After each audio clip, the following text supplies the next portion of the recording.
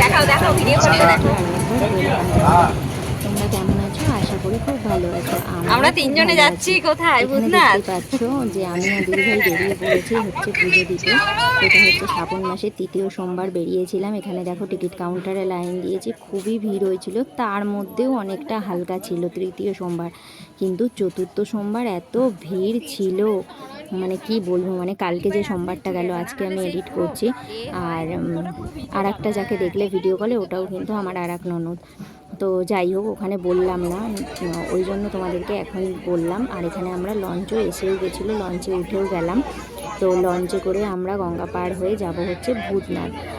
হাওড়ার মধ্যে যারা, হাওড়া কেন কলকাতার সাইডেও যারা থাকো মোটামুটি সবাই জানো যে ভূতনাথ মন্দির আছে। তো আমরা ওখানেই পুজো দিতে যাচ্ছিলাম। আর এখানে দিদি ভিডিও করছিল, যাই হোক কিছু দেখে হয়তো মুখটা আমি এরকম ভ্যাচকালাম, তো খুবই বাজে লাগছিল। তো আর এখানে দেখো ভিউটা তোমাদের সাথে শেয়ার করলাম। আর আমাদের শালকিয়ায় একটা নতুন মন্দির আছে, ওখানেও কোনোদিন যাব, তোমাদের সাথে আমি ভিডিও শেয়ার করব।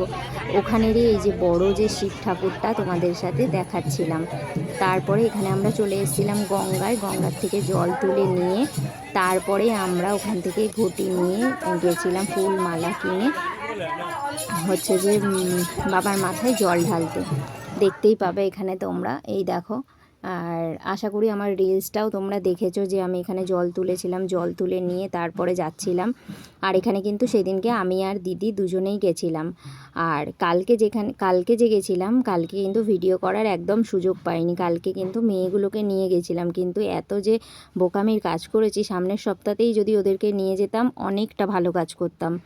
আর মানে কালকে যে গেছি প্রচণ্ড কষ্টও পেয়েছে, অনেক দূর পর্যন্ত লাইন দিয়ে তারপরে ঢুকতে হয়েছে। যাই হোক, ঠাকুরের কাছে গেলে তো একটু কষ্ট করতেই হয়, কিন্তু ওরা তো অনেকটাই ছোট না, সেই কারণে। তো এখানে আমরা পুজো দিতে যাব বলে এখান থেকে ডালা নিচ্ছিলাম।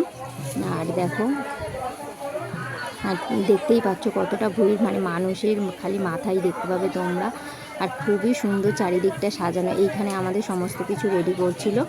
আর আমরা হচ্ছে গিয়ে এই যে দেখতেই পাচ্ছ আমার হাতে ঘট, আমরা বলছিলাম এটা নেবো ওটা নেবো, তো ওটাই দিচ্ছিল সমস্ত কিছু।